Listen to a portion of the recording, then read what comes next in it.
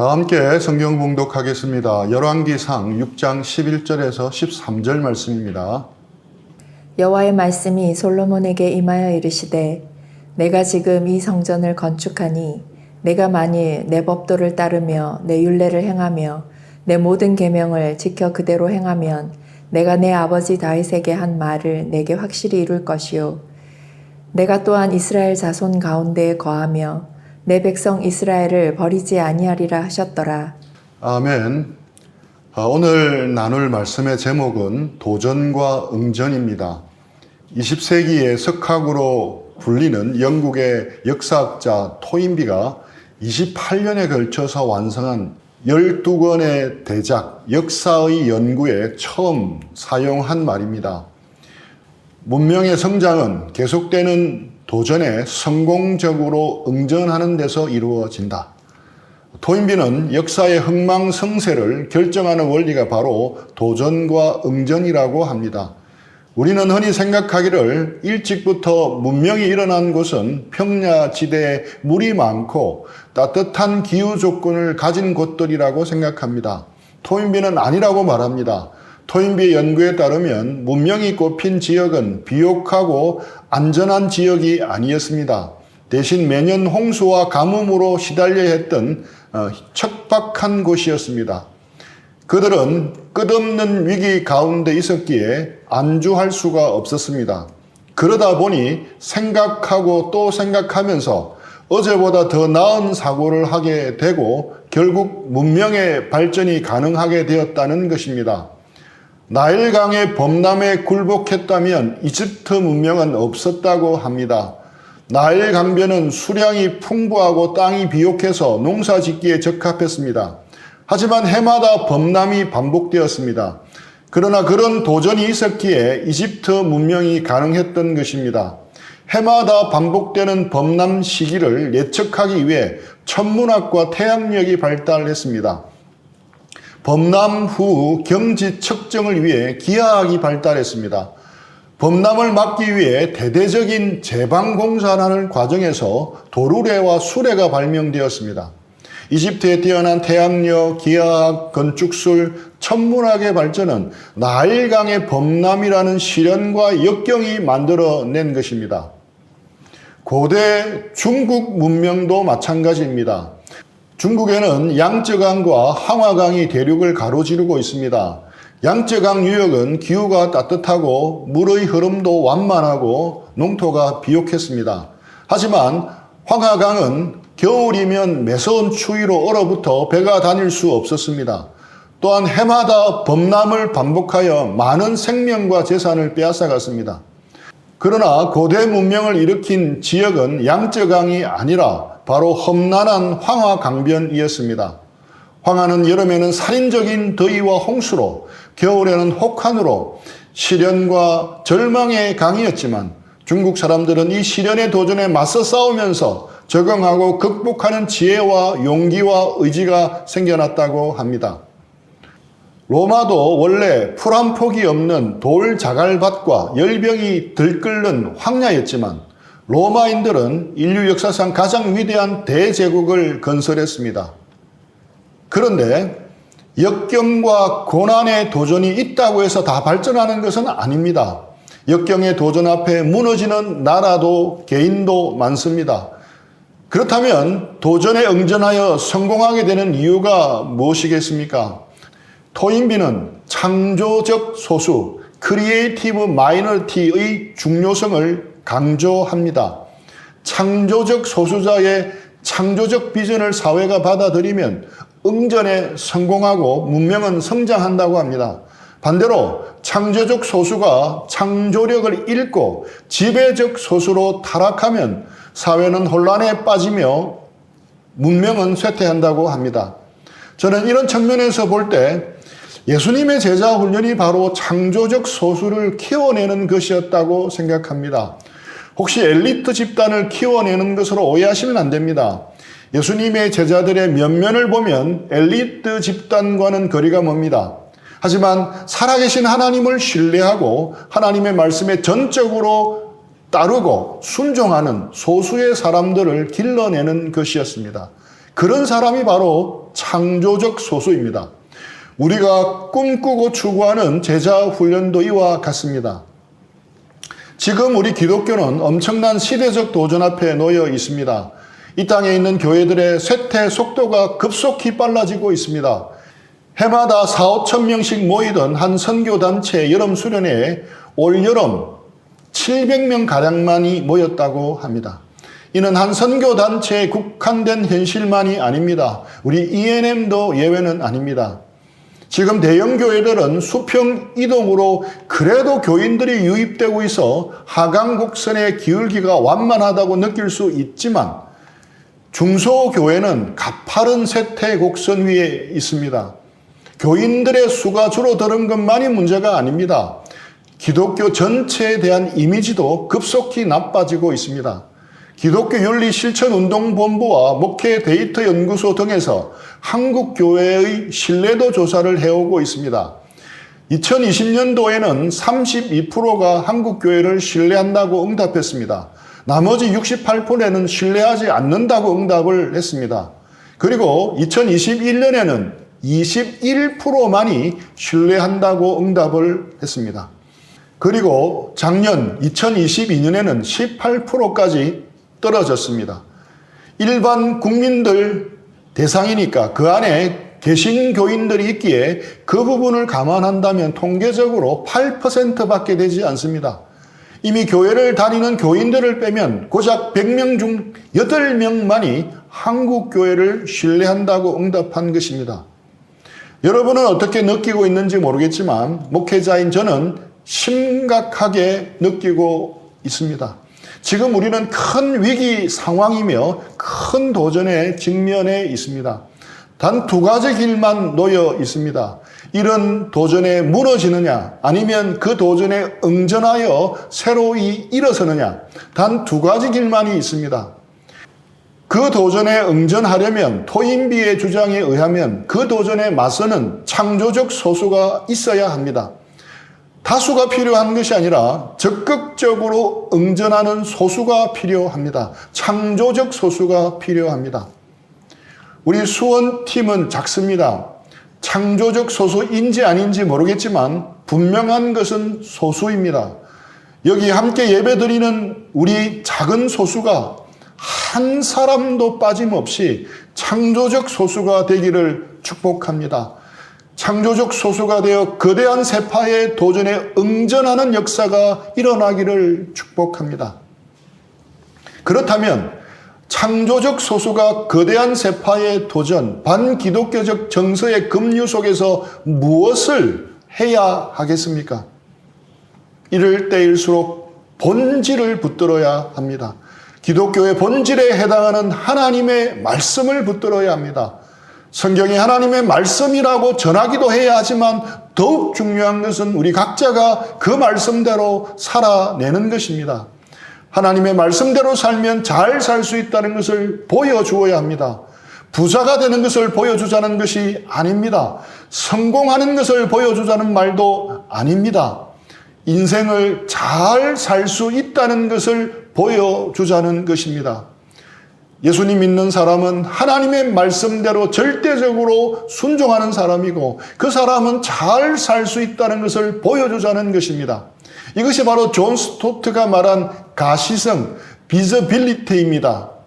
성경 말씀을 우리의 삶으로 보여주자는 말입니다. 이것이 오늘을 사는 우리를 향한 시대의 요청입니다. 반기독교적 세찬세파의 도전에 대한 우리의 응전입니다. 우리가 묵상하고 있는 열왕기서는 역사를 통해 그것을 우리에게 도전하고 있습니다. 열왕기상 중에서 솔로몬에 관한 부분이 1장부터 11장까지인데 그 중에 40%가 성전 건축과 봉헌과 관련이 있습니다. 우리가 이번 주에도 묵상한 부분이고 다음 주에도 묵상할 부분입니다. 성전 건축에 대한 분량도 많지만 그 이야기가 솔로몬에 대한 기사의 중앙에 자리 잡고 있습니다. 이는 솔로몬의 이 성전 건축 스토리를 통해 분명히 전하고 싶은 메시지가 있다는 뜻입니다. 오늘 그 메시지를 선명하게 붙잡으면 좋겠습니다. 오늘 본문은 성전 완공 후에 하나님이 주신 말씀입니다. 9절 상반절입니다. 성전의 건축을 마치니라. 솔로몬이 성전 건축하기를 마치고 9절에도 14절에도 모두 성전 건축을 마쳤다고 말씀합니다. 물론 14절 이후와 이어지는 장에서도 성전 건축과 내부 기물들을 만드는 것을 보여주고 있습니다. 하지만 성전 건축을 마쳤다고 합니다.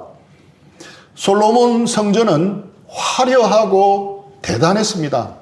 열왕기 저자는 솔로몬 성전이 얼마나 대단한지를 자세하게 묘사합니다. 다윗이 모은 금 10만 달란트와 은 100만 달란트와 놋과 철을 다 사용하였습니다. 금 10만 달란트 하니까 주일학교 달란트 잔치할 때만 달란트만 알아서 잘 감이 안 올 수 있습니다. 이를 킬로그램으로 환산하니 금 10만 달란트는 금 2,700톤입니다. 한 돈짜리 돌반지가 7억 2천만 개 되는 분량입니다. 제가 지금 금시세로 계산을 해보니 8,300억 가량이 되었습니다. 가히 어마어마한 양입니다. 6장 21, 22절입니다. 솔로몬이 정금으로 외소안에 입히고 내소 앞에 금사슬로 건너지르고 내소를 금으로 입히고 온 성전을 금으로 입히기를 마치고 내소에 속한 제단의 전부를 금으로 입혔더라. 그리고 멀리 레바논에서 백향목을 가져왔고 당대 최고의 기술자들을 초청하였습니다. 성전 바닥은 튼튼한 잣나무로 깔고 성전 안쪽 벽은 바닥부터 천정까지 백향목으로 덮어 은은한 향기로 가득 채웠습니다. 그리고 성전 안에 각종 기물뿐만 아니라 그룹들에도 금을 입혔습니다. 누구라도 예루살렘 성전을 본 사람이라면 그게 아니든 바깥이든 그 화려하고 거룩하고 고급진 분위기에 크게 감동하였을 겁니다. 지금 눈으로 보면 그리 큰 건물이라고 할 수 없어도 3,000년 전 사람의 눈으로 보면 솔로몬 성전은 대단하였습니다. 직사각형 건물이어서 단조로운 듯 하지만 건물을 황금으로 입혀 휘황찬란하였습니다. 시온산 꼭대기에 세워진 예루살렘 성전은 아침 햇살을 받아 반짝이면 눈이 부셔 바라볼 수 없을 정도였습니다. 당시로는 인간이 만든 건물 중에 이보다 아름다운 것이 없었다고 할 정도입니다. 에스라 3장 12절입니다. 제사장들과 레위 사람들과 나이 많은 족장들은 첫 성전을 보았으므로 이제 이 성전의 기초가 놓임을 보고 대성통곡하였으나 여러 사람은 기쁨으로 크게 함성을 지르니 과거 솔로몬 성전의 화려함을 보고 알았던 제사장들과 레위 사람들과 족장들은 포로 귀환 후 재건하고 있는 성전의 초라함 때문에 대성통곡을 하기까지 했습니다. 그만큼 솔로몬 성전의 화려함은 이루 말할 수 없을 정도였습니다. 그런데 열왕기서 저자가 솔로몬이 지은 성전의 모습을 이토록 많은 분량을 할애해서 자세하게 기록한 목적이 무엇이겠습니까? 이것을 올바로 알려면 최초의 원독자를 염두에 두어야 합니다. 열왕기서를 읽는 최초의 원독자는 누구라고 했습니까? 바벨론 땅에 있었던 이스라엘 유배민들이었습니다. 그들은 400년 된 솔로몬 성전이 파괴되는 모습을 직접 지켜보았던 사람들입니다. 아름다운 솔로몬 성전은 다 무너지고 회파되었습니다.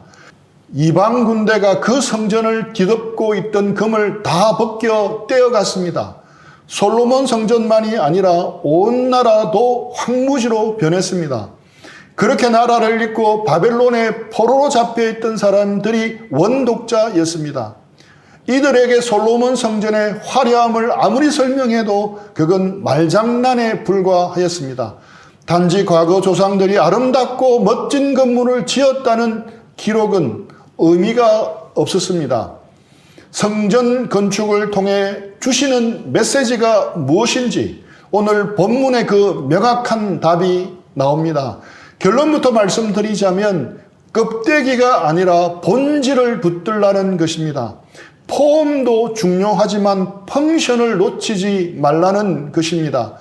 성전 건축은 그 자체가 본질이 아니었습니다.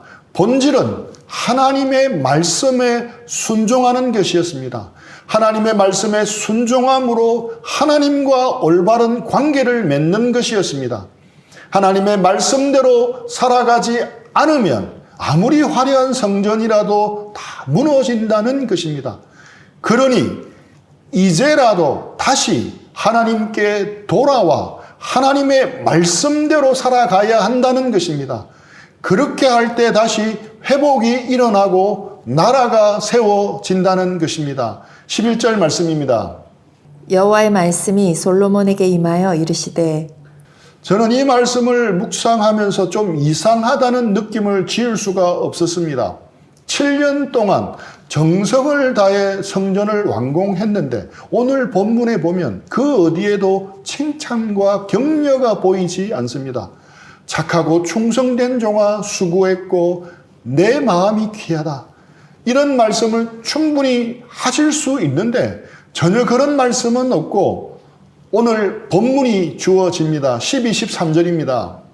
내가 지금 이 성전을 건축하니 내가 만일 내 법도를 따르며 내 율례를 행하며 내 모든 계명을 지켜 그대로 행하면 내가 내 아버지 다윗에게 한 말을 내게 확실히 이룰 것이요 내가 또한 이스라엘 자손 가운데 거하며 내 백성 이스라엘을 버리지 아니하리라 하셨더라. 오늘 본문의 핵심이 무엇입니까? 3번씩이나 반복해서 강조하여 말씀하시는 것이 있습니다. 네가 만일 내 법도를 따르며 내 율례를 행하며 내 모든 계명을 지켜 그대로 행하면 같은 말만 바꾸어서 3번이나 반복했습니다. 한마디로 정리하면 말씀대로 살아내라는 것입니다. 말씀 순종입니다. 그렇게 할 때 하나님은 다윗에게 한 언약을 끝까지 지키겠다고 합니다. 사실 이 말씀은 처음 솔로몬에게 말씀하신 것이 아닙니다. 솔로몬이 1000번제를 드린 후 그를 축복하며 지혜를 주실 때도 말씀하셨습니다. 3장 14절 말씀입니다. 내가 만일 내 아버지 다윗이 행함같이 내 길로 행하며 내 법도와 명령을 지키면 내가 또 내 날을 길게 하리라. 여기서도 3번 반복해서 말씀합니다. 내 길로 행하며 내 법도와 명령을 지키면 하나님의 법도와 명령을 지켜야 내 날이 길게 해주시겠다고 분명 말씀하셨습니다. 열왕기서를 기록한 저자는 포로로 잡혀와 온갖 수모와 고초를 겪는 이스라엘 백성을 위로하고 하나로 뭉치게 하려고 열왕기서를 기록하였습니다. 그는 솔로몬의 삶을 통해서 포로인 이스라엘 백성들에게 하나님의 메시지를 전하고 있는 것입니다. 바벨론 유배민들은 열왕기서를 읽으면서 파괴된 성전의 원래의 모습을 떠올릴 것입니다. 그리고 솔로몬의 모습에서 자신들의 모습을 보게 됩니다. 솔로몬처럼 말씀대로 살지 않고 하나님의 말씀을 무시한 자신들을 보게 됩니다. 성전의 위대함이나 영광스러움은 건물 자체에 있는 것이 아님을 깨닫습니다. 본질이 아님을 깨닫습니다. 본질은 하나님과의 사랑의 관계임을 깨닫습니다. 올바른 관계임을 깨닫습니다. 이러한 메시지는 2000년 기독교 역사도 증거합니다. 교회의 크기는 중요하지 않습니다.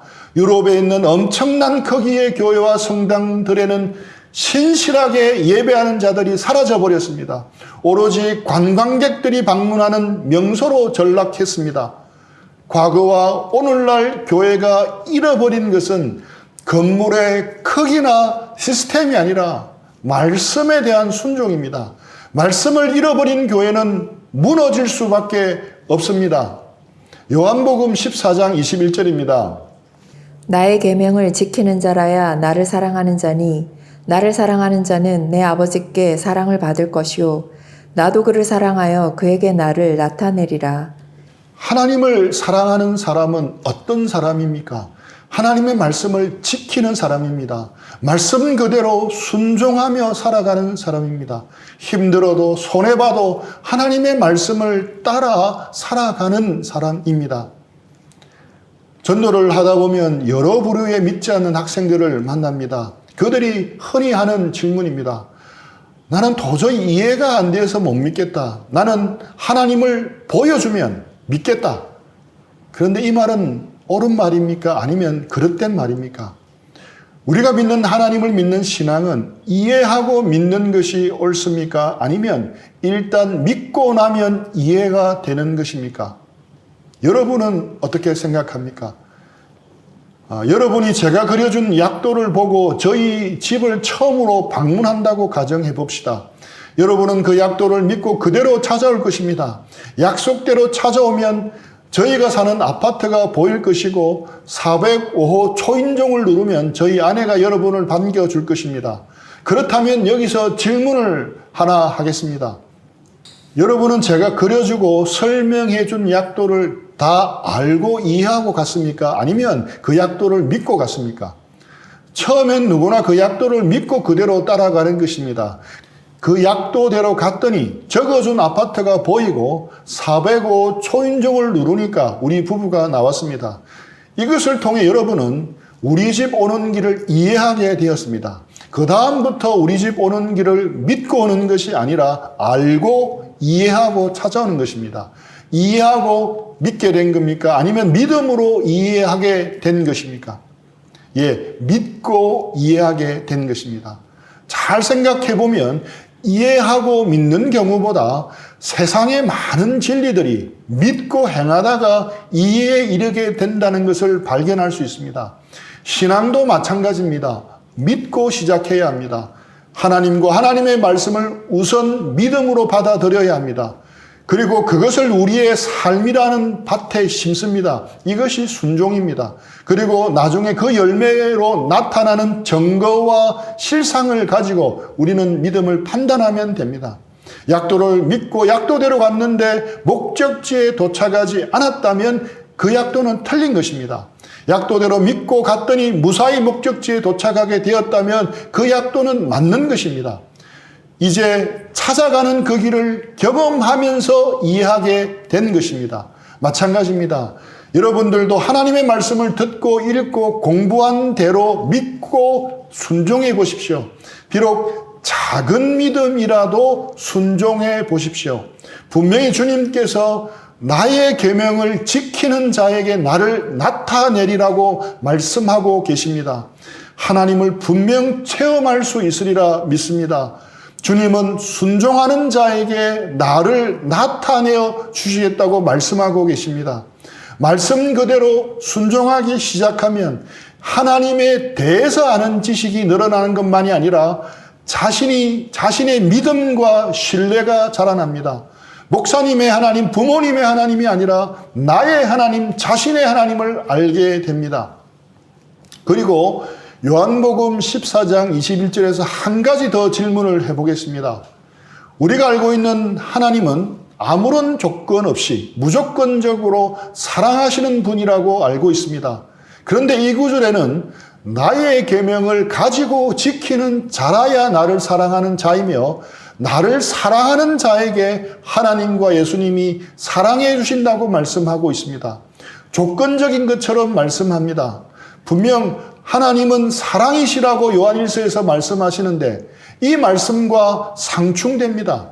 아니면 하나님은 사랑이시라가 아니라 하나님은 조건적인 사랑이시라고 바꾸어야 합니다.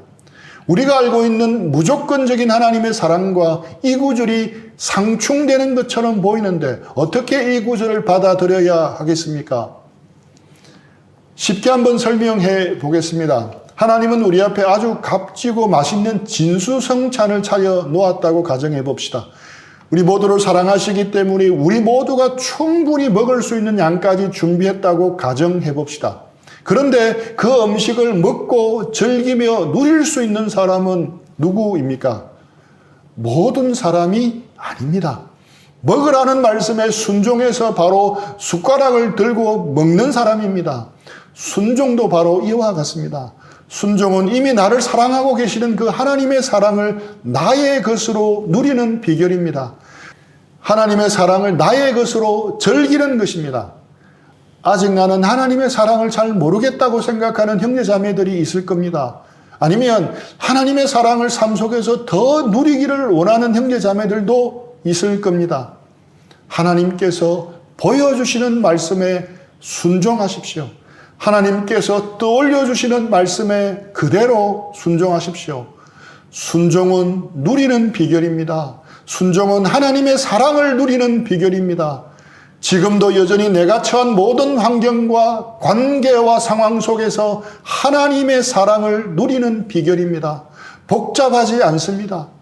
69절과 확신 5구절, 지침 8구절을 열심히 암송하고 있죠. 이제 그 말씀을 따라 단순하게 그대로 순종해 보십시오. 요한복음 16장 24절 말씀 따라 지금까지는 기도하지 않았지만 이제부터 기도해 보십시오. 기쁨이 충만해집니다. 요한복음 15장 7절을 따라 말씀 안에서 기도하면 하나님께서 나의 작은 기도에도 귀 기울여 주시는 사랑을 알게 됩니다. 빌립보서 4장 6, 7절을 따라 염려를 거치고 모든 일에 감사함으로 기도해 보십시오. 사람이 줄 수 없는 평안, 이해할 수 없는 평안을 경험할 수 있습니다. 잠언 3장 90절, 고린도후서 9장 6, 7절 말씀을 따라 후히 드리는 삶을 살아보십시오. 말씀대로 넘치게 채워주시는 하나님을 경험할 수 있을 겁니다. 말씀을 알고 배우는 그대로 한번 실험해 보십시오. 실험해 보면 사실인지 거짓인지 검증이 됩니다. 머리로만 계산하지 말고 실제로 자신의 삶 속에서 실험해 보십시오. 김동호 목사님이 이런 말씀을 자주 하십니다. 우리나라에는 하나님의 말씀을 연구하는 연구소는 많은데 그 말씀을 실험하는 실험소가 적습니다. 우리는 하나님의 말씀을 연구만 하지 말고 한번 그것이 사실인지 아닌지 실험 정신으로 예수를 믿어 봅시다. 맞습니다. 지금 우리에게 필요한 것은 실험 정신입니다. 말씀대로 순수하게 순종하며 살 때 어떤 결과가 있는지 실험하는 정신이 필요합니다. 한번 해볼 만한 일이라 생각합니다. 기독교를 혐오하는 세상의 거대한 흐름 앞에 우리같이 작은 공동체가 몇 안 되는 소수가 말씀대로 산다고 무슨 변화를 기대할 수 있겠습니까? 이렇게 생각할 수도 있습니다. 일리가 있는 말입니다. 하지만 그렇다고 가만히 반감만 할 수 없지 않습니까?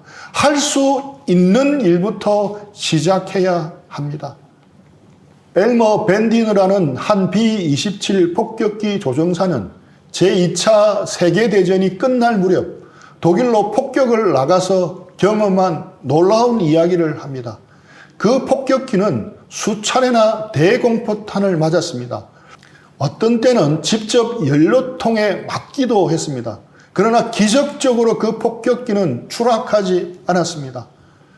착륙해서 폭격기 연료통에서 폭발되지 않은 20mm 대공포탄을 10개나 꺼내었습니다. 분해된 포탄을 보니 놀랍게도 모두 화약이 없는 빈 껍데기였습니다.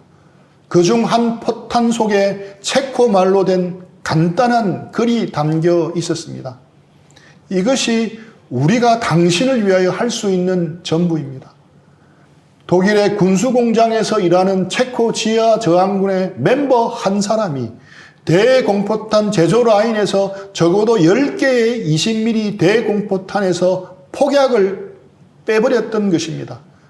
한 노동자의 이 조용한 행동이 나치에 맞선 연합군의 승리를 이루어내는데 한 역할을 한 것입니다. 우리는 위기감을 느끼게 하는 큰 도전을 마주하고 있습니다. 우리 한 사람 한 사람의 순종의 삶이 비록 드러나지 않는 것일지라도 이 순종들이 모이면 반기독교 정서의 세찬 도전의 물길을 바꿀 수 있는 계기가 되리라 생각합니다. 토인비가 말한 문명의 성장은 계속되는 도전에 성공적으로 응전하는 데서 이루어진다는 것을 반복해 봅니다.